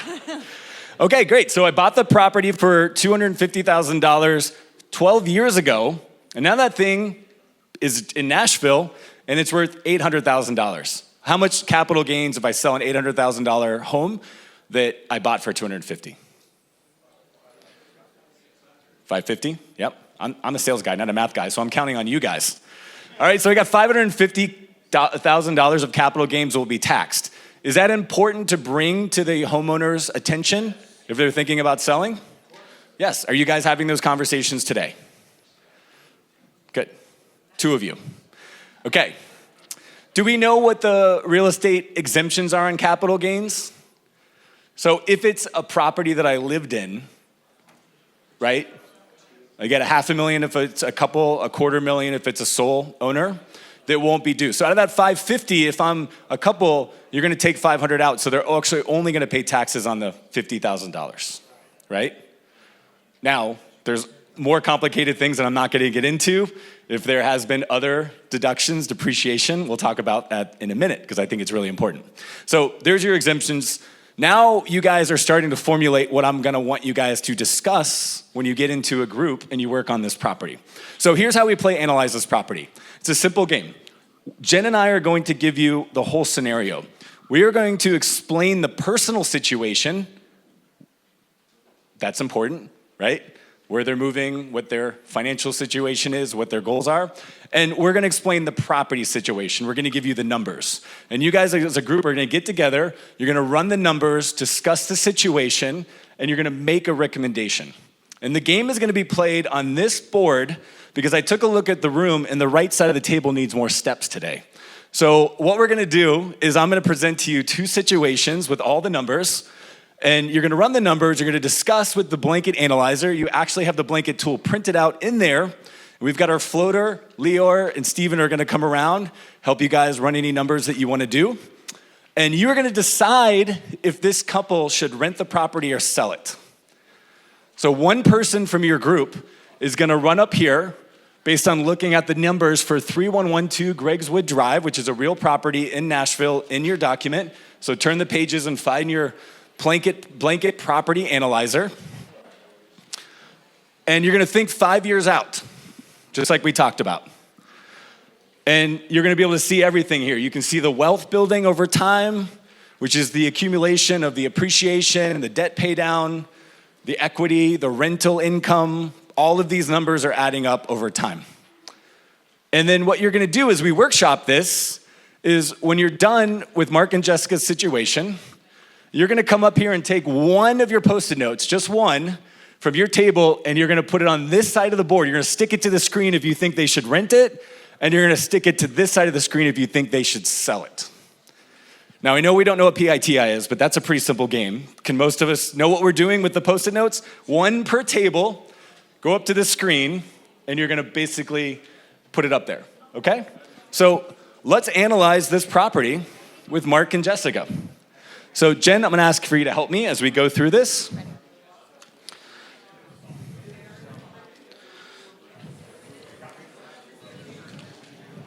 All right.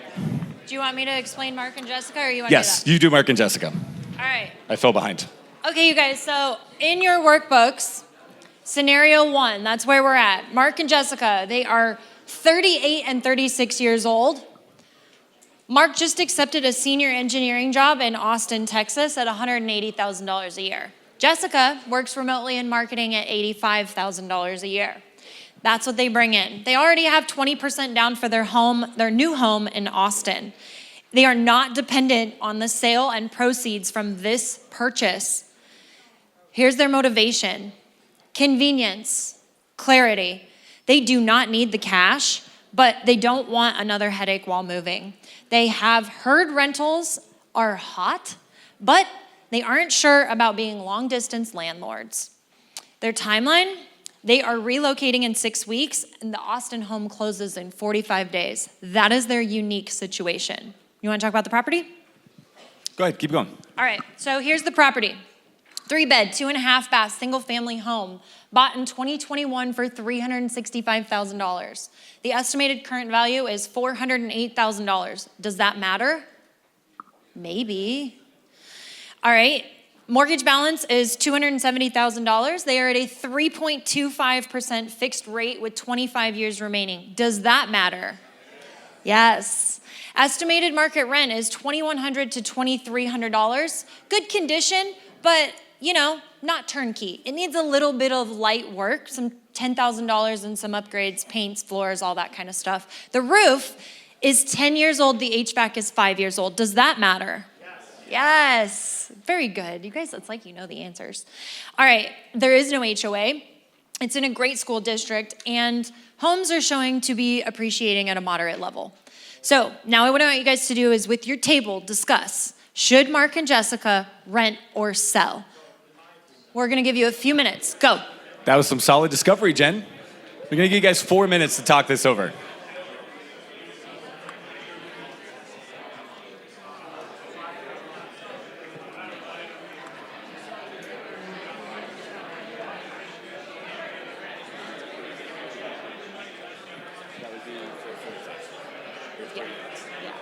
The countdown clock. Between 15 and 20 would be nice.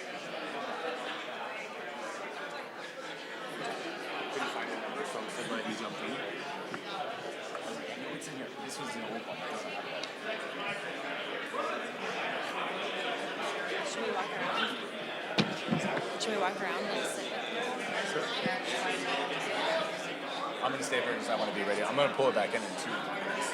Make sure you pull it back in well. This is the hard part of analyzing this property. Okay, you guys are getting down to the wire. Let's make sure that you vote and you get your thing up on the screen. Everybody vote. Hey, right side of the room. Wait, my right. Hey, don't copy your peers. Over there, yeah. Yeah, we gotta keep it all on one screen so we can see what everybody came up with. Somebody go be controversial.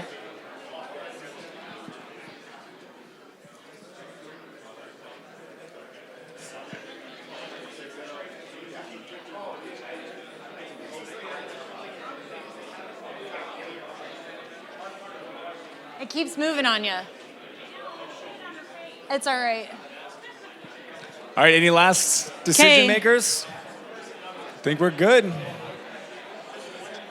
10, 9, 8. Got people running to the board. Oh, we're running. I like this.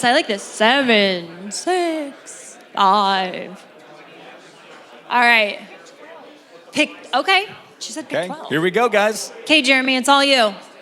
I'm shocked that 100% of a room full of property managers want this person to rent the property. I did not see this coming at all. Just didn't see it coming at all. Not one person said you should sell this thing right now. I mean, the truth is, this is a good rental property, right? Yeah. So, Good. Great. Be controversial. Oh, Jeremy, Yeah. we have a late entry Oh. and their table is split. we got a split table, okay? All right, Matt, tell us what the table discussion was. I think I was the only one who Hey, said that they guys. should. I think I was the only one that said that they might want to sell. We went with $2,200 a month in rent. Their PITI was $1,700, so that leaves $500 in theory of cash flow. We put property management at $200 a month, which, assign your percentage to it how you like. $150 a month as your repair vacancy CapEx fund, which is still really light. It should be even higher than that. So the property at best was going to get maybe $1,500 to $2,000 a year in cash flow. That's not very much. So that return is going to be just your cash flow on equity is 1% to 2% per year. If you factor in the appreciation, of which I believe it says 2% to 3% per year, so your appreciation plus cash flow, you're looking at what, 4 or 5% total return per year, and the property needs what, minimum $10,000. Probably more like 20 because it said light upgrades, you need HVAC. So I think I was the only person who actually said I would sell because you're going to unlock 6 figures in equity and your return on it was going to be, what did I say, 4 or 5%? So. Good job. Thank you. Let's give Matty D a round of applause. That was a really thoughtful give him a high process. So I saw some head shaking over here. Why were you guys going to rent the property? So, yes. So, I mean, looking at the estimated monthly payment and the rent, we actually considered today's market. So, at $400K, who's going to buy it right now? So, it was probably going to sit. So, we recommended keeping it. That works. Were you gonna? Did you have a Chapin property has manager that something you were to going to add back recommend them? there. Oh, okay. This is just the first property, guys. We got 3 more to do. Yeah, so although the appreciation's at whatever 2 to 3% now, over time it's going to be well above that. You're never going to see a 3.25% loan again in your lifetime. You are nuts to get rid of this property. Okay.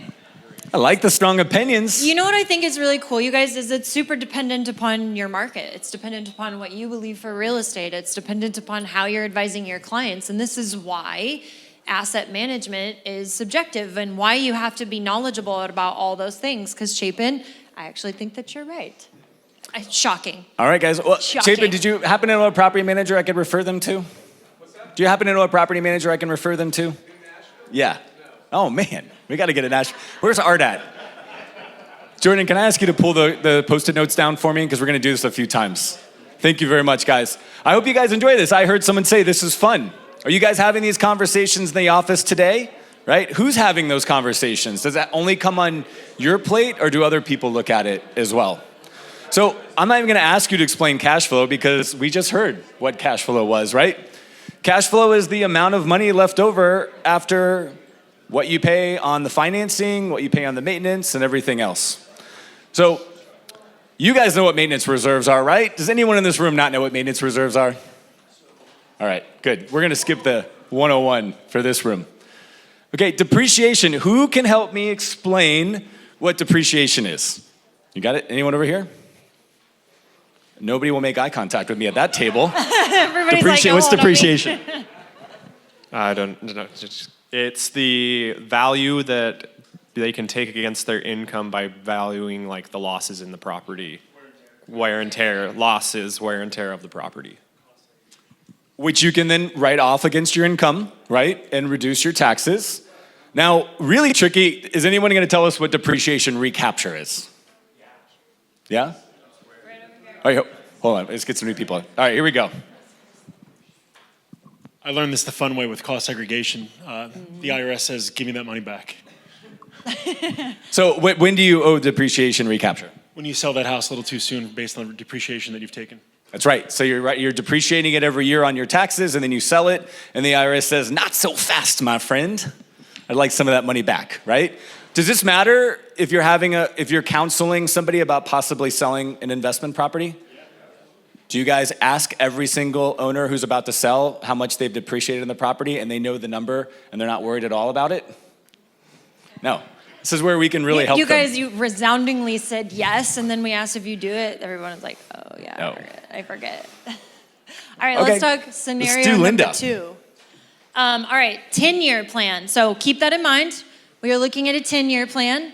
Linda is 55 years old. She's a senior director at a regional nonprofit. She earns about $140K a year. She plans to fully retire or significantly step back in at least 5 years to move to a lower cost metro or part-time consulting. She has owned and rented the property now for 12 years. She is thinking ahead. Do I free up this capital now and invest it elsewhere, or do I hold real estate for income later? She wonders if owning real estate right now is a little too risky. There's a lot going on in politics right now. I wonder if I should keep it. Risk tolerance, moderate to low. She's about to retire, so she wants to be a little bit more careful. And she does have some investment portfolios, stocks, bonds, whatever, but she has very little bit of experience as a landlord, even though she's owned it for 12 years. She prefers simplicity, but also wants long-term security. Time. She has very little time that she wants to put into this property. Right now, she still has a full-time role, and she doesn't want to get bogged down in the day-to-day, and she wants to go hiking when she does retire. So if she relocates, she's especially not interested in getting in the day-to-day. Other assets for her. Linda has a 401k, a robust 401k, and some brokerage investments with no immediate need to liquidate the home. She would enjoy the flexibility of keeping the property, but only if it works in the right way. Let's talk about Linda's asset. If you guys flip the page, 3-bed, 2-bath, 1,700 square foot. Oh wait, is this the right one? Yes? Yeah. 3-bed, 2-bath, 1,700 square foot, bought in 2012 for $268,000. $525,000 is the estimated current value. So she's got a good amount of equity in that property. Mortgage balance is $120,000 at about 5% fixed rate with 18 years left on that loan. Rent is $1,215 a month. PITI is $1,215. Rent is $2,800 to $3,000. That's what we're estimating it at. It was built in 1960. She has a new roof, new HVAC, new water heater, but likely needs just a little bit of ongoing maintenance. HOA is $140 a month. She is in a great area with medium level appreciation. 10 years. Should she rent this property or should she cash out? Not buy another one. Should she cash out? I hear Bitcoin has dropped quite a bit, so she should sell and move to Boca. That's what I'm going to do. All right, you guys have 3 minutes this time. Talk as a team, the exact same thing. We are going to go over here to the board, and we are going to put our stickers on rent or cash out. 3 minutes.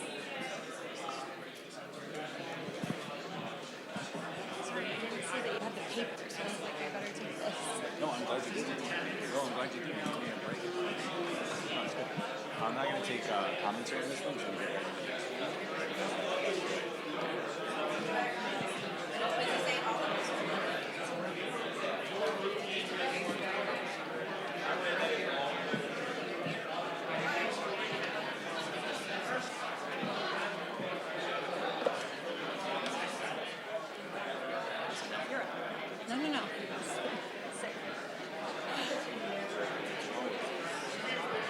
No. Yeah. Whew. That's a lot. You want to read the next one? Do it. Lior's going to read the next one. Okay, good. I love that. Okay, here is the... This is a good one. Here's the... And what we're trying to get... Okay, so I have to say, we are brand spanking new, haven't even opened our office, haven't even taken a real estate test yet. But I was an assistant principal, and y'all have done a phenomenal job of everyone like coming back after lunch. It's very challenging. And, like, re-engaging, and like when you said you know food, I'm like, do I ever? I could sing I know. music to you. My I kids, could sing. my kids when I was building it. Yes. Mom, what are you doing with the food? Yes. All right, 1 minute, guys. Throw it up on the screen. Normally I come to conferences in any field, and I'm like, can I just teach them how to you so much. Thank you. This is a lot. Yes. Heady stuff, so we have to make it. It's fun to have the props and the table talk and the games. This is the personal information. This is the property. And this is So the, I just read it. Like, that's it. I just summarize it up there. And then I tell them whether they. All right. Scenario, I think we got about a quarter of the board up there. And you're just gonna be like, okay. Let's go. Let's see what you guys think. Let's see if this one's controversial or not. You can handle this. Here we go. Okay. Another shocker for the property management industry. What's that? All right, we got one cash out, but it's split, it looks like. Okay. 20 is unanimous this time. That's okay. We want debate. We want debate. I love it. Awesome. Thank you. All right. Thank you, guys. So that was property number 2. We do have one person that was split, it looks like, but it's you guys. But we've got 2 more exciting properties that I want to bounce to because it's going to start getting a little trickier. We definitely teed this up with the gimmies at the beginning. But now we're going to make it a little more complicated for you guys. If I can have your attention again, we're just going to jump into another property and see if we can get through all this. Okay. All right. So that was property number 2. Clearly, almost everybody did a rent. There was one split table. Like I said, I think that one was pretty straightforward, and we want to save some time for the more complicated ones here. So, Jordan, if you can grab those, I appreciate it. Thank you. I'm totally volunteering him. So let's jump into a couple more key terms that are going to work. Who knows what a 1031 exchange is? Who can help me explain what a 1031 exchange is? No, are you pointing to him? All right, 1031 exchange. a 1031 exchange is a way for you to defer capital gains tax, and so you sell the property. You have a limited amount of time to invest that equity into a new property, and you defer those capital gains taxes, and you can continue rolling that until forever. And why is that important for a property manager to be familiar with? It gives you leverage, right? It's tax liability for your owner. You can kind of talk them through that and say, hey, if you were to sell it, you're paying X in taxes. That's going straight to the government. That's not going into your pocket. Because what a lot of our owners will think is, okay, I have $100,000 in equity. I got $100,000 to spend. But if that's not their primary residence, that's not the case. They're going to have to pay taxes on that. And so you can say, hey, you can use this money, get into something else, and then you start the whole depreciation thing over again. If you want to do a cost seg, you get 100% bonus depreciation on top of that. There's a lot of things you can get into, but it's a lot of benefit to your owner. And you get the commission. Absolutely. That was a great, simple description of a very complicated tool, so let's give him a round of applause. Definitely. So if you don't know what a 1031 exchange is, ask somebody at your table because you're about to take a look at it. We already covered what repair costs are, but they're very material to these conversations with our clients as they decide what they're going to do. All right, I need one more complicated answer. Who can explain to us what CapEx is? Matt, can I count on you? Sure. All right, is this the credit card you use, CapEx? I would define CapEx as it's capital expenditure, so it's anything that is non-operating expense for improving a property. Is it a recurring expense? It shouldn't be. It should be below the line. Got it. Unless you get one of those Florida general contractors, then it becomes a recurring expense. All right, so CapEx is the money you put into the property. We have a guest speaker coming up to walk us through scenario number 3. Lior, tell us what we're looking at. Let's go. So we got Daniel and Erica, 33 years old, 31. Daniel is an electrician, earning $80K a year, and Erica is a teacher, earning $55K. Combined, they have $135,000 in income. Comfortable, but not too flush with liquid savings. Most of the net worth is technically tied up in this property. In terms of this home, so it was inherited by Daniel's grandmother. They've been renting it out for 6 years since she passed. It's been a reliable source of $900 in monthly cash flow after expenses. They started building, so the goal technically for them was to start building a real estate portfolio. They're curious about the 1031 process, the 1031 exchange process, but intimidated by the idea of selling and buying under pressure. As we understood right now, there is time that the process is bound to. emotional factor here is that the home has sentimental value, the childhood memories, etc., which adds more hesitation to the selling process. The property in question, 2 bed, 1 bath, 1,000 square feet. The purchase price, 0. Wouldn't that be nice? Estimated current value, $525K. In terms of mortgage balance, none, 0, paid off, but there's a property tax of about $2,700 per year. In terms of the insurance, so we're talking about $2,800 almost, $2,850. The estimated market rent ranges anywhere between $1,800 to $2,000. In terms of the property condition, this is where it gets interesting. The roof is over 20 years old, with the replacement cost estimated at about $18K. The HVAC system is 12 years old, with a replacement cost estimated of about $7K. The kitchen, bath, outdated, but functional. If we want to do some cosmetic, fixes to it, we're talking about $15K. That's recommended. The CapEx that we just learned what that is, the estimate on that in the next 5 years, $40K. Net annual cash flow, $10,000 pre-repairs. HOA, no HOA dues. School district, average rated. Neighborhoods are ripe for being sort of like renovated, as most homes are pretty old, 60 plus years old, and only a few new ones have been upgraded. And the home appreciation is slowing slightly, 2 to 3% per year, similar almost to inflation, and rent growth is flat but stable. So, what do we want to do? Should we rent or should we exchange? Let's go. All right, we're going to make this one 3 minutes here, guys. You're like an all-star. Good job. No, but you added the character to it. It was good. And it kind of builds. Yeah. So I feel like this is your blanket. This is your commercial for blanket. I'm telling you. This question is that you don't define the step-up basis that inherit. Don't highlight my weakness. And you should. I may come on here to discuss it. No, we want people thinking like that. Yes. What are we at?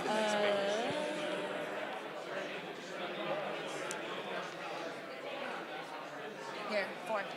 Okay, we got some answers coming in already. Told you they were going to get a little more technical as we went along.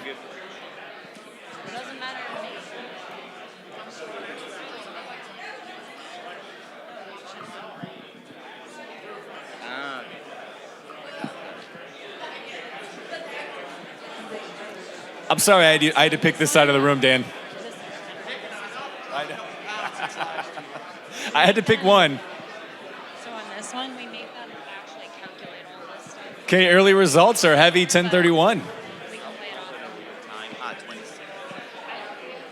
Stuff. Oh, okay, good. The good property values are, right?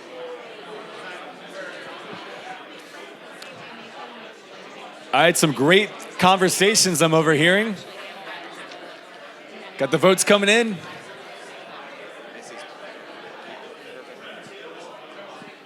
All right. Love it. People are taking it serious. All right, less than a minute, guys. Less than a minute because we got one more property.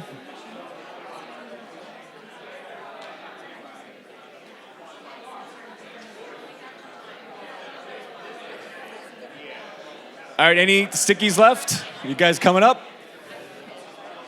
All right, we got one in the middle again. Every time. And usually. Is that a split decision or you do something different? Split decision, okay. We should. Should be like, where the heck did you go, bro? All right, you guys ready to wrap this one up? Okay. All right, guys. Looks like we have an exchange heavy vote here. Most people are saying 1031 exchange. What'd you guys pick? Did exchange? Can I ask you what the decision making was? You had the best answer. Walk us through the decision briefly. Okay. Here's some things that we thought about. One, it's only a 2-bedroom, 1 bath. It would change it if it were a 3-bedroom. We think an update, given the neighborhood, might not be that much of an impact, and so we felt like, and plus their emotional state. We're gonna have to talk them out of their emotional feelings to actually rent it anyway. They're gonna wrestle around with that. So we felt like, hey, the best thing to do is do an exchange. If you want to do investment property, you can do that based on the condition of the neighborhood and all those things there. So, great job. Yeah. Let's give them a round of applause, guys. Now, what I love about your answer there is you also talked about the human part of the decision, right? This game would not be realistic if I just dropped anonymous properties in front of you and said, what would you do with this property, right? We have to take into account the condition and the thoughts and the goals of our clients, which is why AI is not replacing you when it comes to this anytime soon, right? So great job, guys. All right, we got one more property. Jordan, I'm gonna ask you just one more time to clear our board. I apologize. Let's give Jordan a round of applause here. Okay. So real quick, we're gonna go through this last one. NOI, right? We talked about that earlier. It's net operating income. We know that it's the money you're making minus what it costs to run the property, right? This is operating income. Who is gonna be brave enough to tell me the difference between NOI and cash flow? You got it? Okay. NOI and cash flow is the biggest question we get. What's the difference between the two? NOI doesn't consider interest rate, though your mortgage. Cash flows after your mortgage. That's stubborn PITI, right? Great job. So exactly, cash flow takes into account how much you are paying to service the debt on the property, whereas NOI does not. Cost segregation, we're not gonna go into because we're moving a little quick here. We already did after repair value. That was one of our Kahoot terms. When you work on a property, that really comes into play. We got a really fun one for you guys. Now, we are gonna decide between 2 real properties. One is a fixer-upper, one's new construction. Now, you got an investor, like, I'm sure when you get back to your office, you're gonna have 4 emails from clients who are ready to buy more property because the money's burning holes in their pocket. And you're gonna advise them on picking between 2 properties. Jen, tell us about the properties. All right, you guys. So in property number 1, 8 Cannon Street, it is brand new construction. Okay, 3-bed, 3-bath, 1,500 square feet, $290,000 offer price. Down payment of $87,000 with a mortgage payment of $1,650.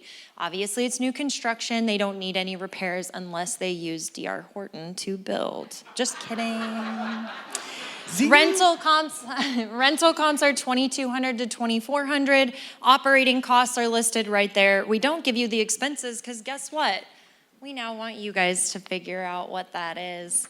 But let's look at property number 2, 501 Brick Church Lane. So, property type, it is a rehab and rent. In fact, I think that kitchen caught on fire. I'm not sure. Offer price $170,000, down payment $51,000. Yeah, that's a carport. It's sure as heck not a garage, that's for sure. It's fancy. Did it catch your fancy? Mortgage payment of about $1,000, $1,070. Repairs needed is about $40,000. The kitchen did catch on fire, but it's pretty small. And the rental comps are $1,600 to $1,800. You guys see the operating costs right there, but the ARV on this property is $250,000. So what I want you guys to think about, and everyone's gonna have varying interpretations on this. Let me give you an example. I'm an investor. There's no way in the world I'm buying 509 Brick Church Lane. I am someone who likes new construction properties, and I actually 1031 them after 7 years. That's my strategy. You all are gonna have different strategies. So I want you guys to talk out the strategies at your table because this is important. I have friends who would pick 501 Brick Church Lane all day long. They have to force appreciation, right? There's a whole investor class that does not believe in buying a property that they cannot force appreciation on. Yes. And so there are 2 different strategies here. So I want you guys to actually talk about this because I think the language at your table will matter and will teach you guys a little bit of a different point of view. So we're gonna give you 2 minutes. I know this is a lot in 2 minutes, so think fast. 2 minutes, would you buy A or would you buy property B? New construction or burned down kitchen?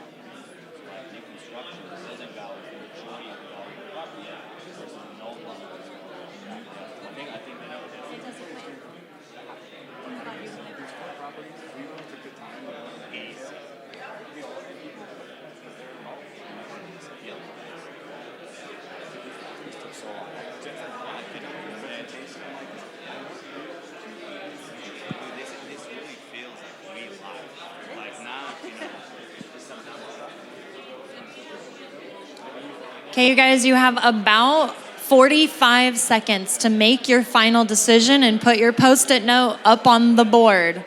Property A, property B.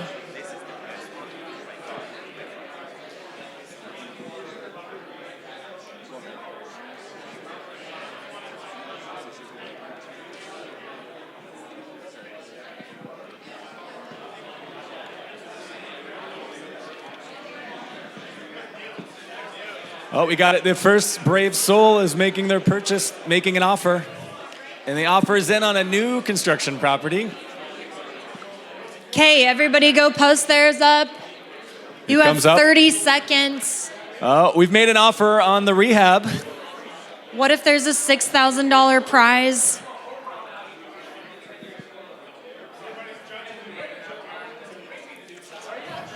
Yeah. Oh, man. I'm never going to be able to get that down. Oh my goodness.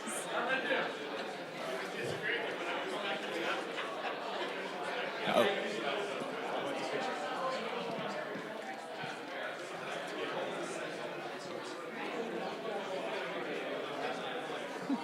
Got it? All right, guys, let's wrap this thing up. It's a hot market. People are making offers on these properties left and right. You can't wait around. Offers are in. You'll be making a contingency offer if you don't get your offer in soon. Here they come. We got a good split so far. A lot of rehabs. Okay. Looks like we're going to be filming this edition, another edition of This Old House coming up soon.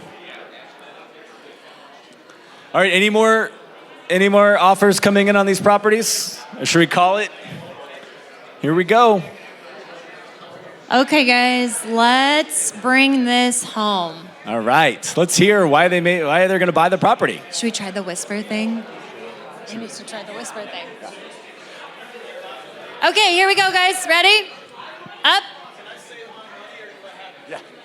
You got to choose one. All right, so I tried really hard. To sway you guys with the new construction, but clearly you are not swayed. Most people are picking B. Does somebody want to just raise their hand and shout out why B? Cool, then I guess you should have picked A because... Go ahead, we got one right here. All right, hold on, we're the ones on the stage. We are the ones on the stage here. I was like, I don't even know what to do with that. Hold on, we've earned this right. All right, what did you picked which property? Tell us about the rehab briefly.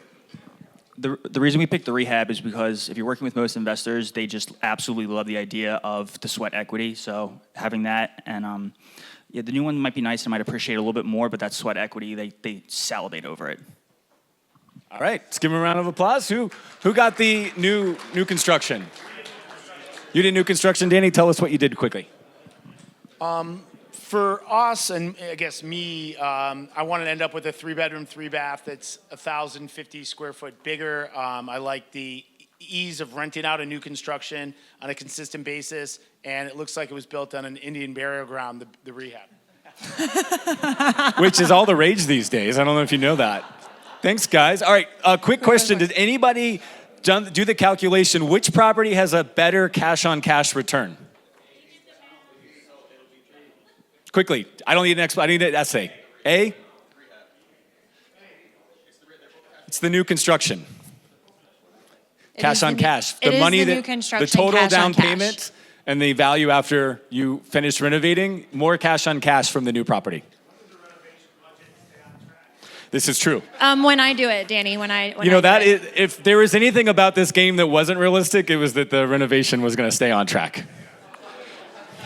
All right, guys, so the goal here is to be the person that your clients trust with for investments. We want to gain confidence in your knowledge. Did you guys gain at least a little bit of confidence in your knowledge today? Everyone scream, loud as you can.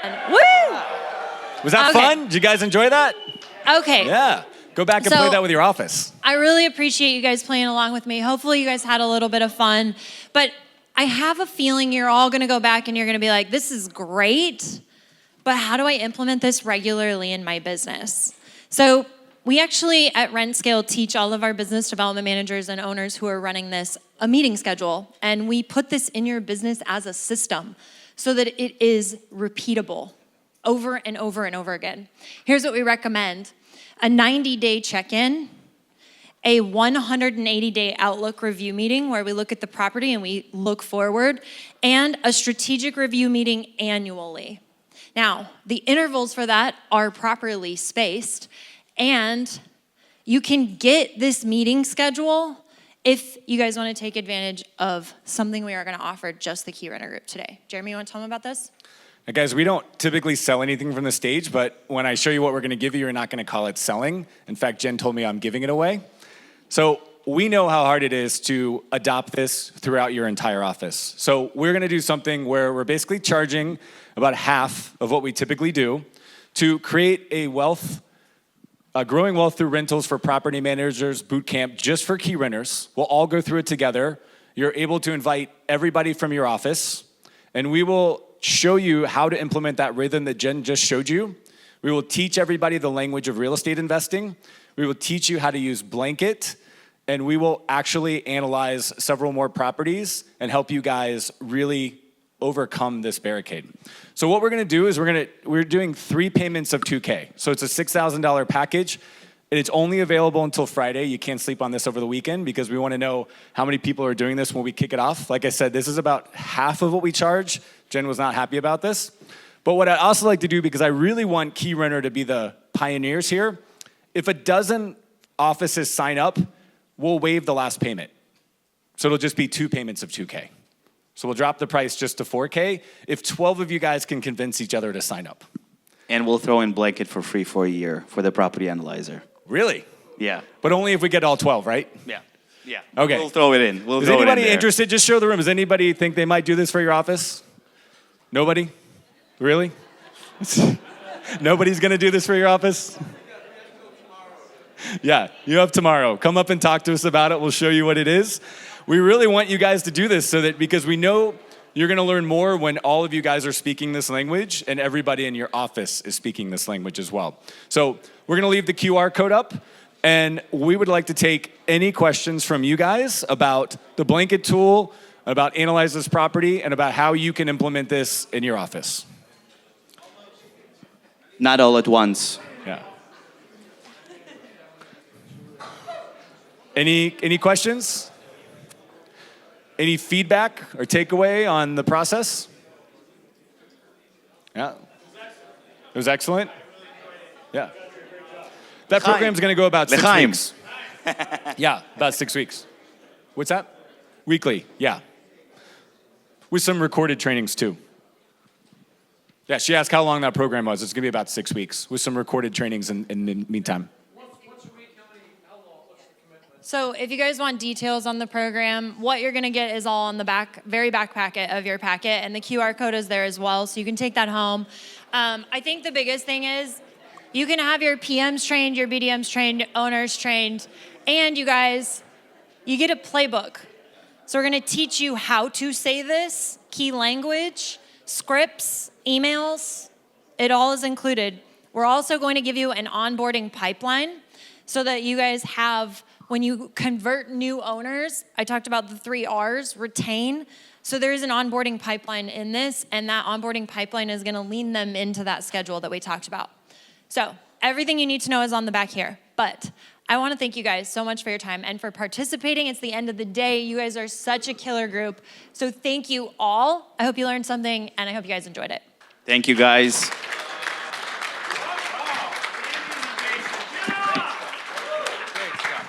Woo, woo. All right. Guys, that was awesome, yeah? Some participation, some real world action. Now I know which one of yous I'd actually hire for my property managers and which ones I wouldn't. Wow. Wow. Oh man, how's everybody feeling? I got a quick question for y'all. Spectators or operators? What do operators do? Own the outcome, and then they take great photos. Guys, we have done a lot today. We have learned a lot, starting with Brandon telling us 6 years franchise of the year, once again, that doesn't come from luck, that's hard work, that's systems, that's implementation, that's sticking to the plan, right? When he stuck to the plan, he owned the outcome. And that's what we need to do here. Stick to our plan. We have learned a lot today. I know you all have. I've seen you all write stuff down in books and take photos of QR codes and start signing up for stuff. We can talk about all this stuff till we're blue in the face or blue in the shirt, but nothing matters until we implement it, guys. So right now, I'm gonna be that motivational guy, and I'm gonna tell you right now, I want you to write down one thing, if you haven't yet, that you are going to implement from what you learned today. And then I'm gonna pick on somebody because they're gonna tell me what it is. One thing you are going to implement. No ifs, ands, or buts about this. And I'm going to my main man, Keith. Keith, what are you implementing from what you learned today? I wrote all that down. He wrote, oh my, guys, these are 4 pages of notes. So we were talking about stop earlier. Stop, think, observe, plan. Yep. Well, we're all very new here. Cool. So we're going with go. Go. Which means get owners. Get owners. Yeah. I like it. This is your new acronym. Go, ladies and gentlemen. Get owners. I can do that. I like that. Get owners. That's owning the outcome. Thank you, Keith. Thank you, table over here. All right. Ladies and gentlemen, like I said, it has been an awesome day and we've been doing great. We are coming down. I have 1 minute and 39 seconds. So I just want to thank you from the bottom of my heart for listening to me all day. I know it was hard to hear, but great to look at. Don't worry, I'll be here tomorrow. Guys, we are finishing up, but real quick, just 2 notes. 1, we need to take an awesome group photo. So if you can, please put on your blue Key Renter shirt. After this, when I'm dropping this mic here in 1 minute and 18 seconds, you can leave all your stuff here. We're gonna walk through the hotel, be loud as hell, make all the noise you can, find all the rental property owners in that lobby. We're gonna go through the lobby. When you go through the main door, you're gonna turn left. Larry and his team are gonna be out there. We're gonna take a sweet photo in front of all the palm trees. Don't worry, we will Photoshop out all the bad smiles and the cars in the parking lot, all right? After that, you guys can come back here, grab your stuff. Then please be back, 2nd floor, 6:30, 5:30, starts of happy hour, 6:30 starts award show dinner, which is back down here. Up, down, left, right, ABA select, all right? All right, ladies and gentlemen, thank you for a great first day. Let's go take an awesome photo.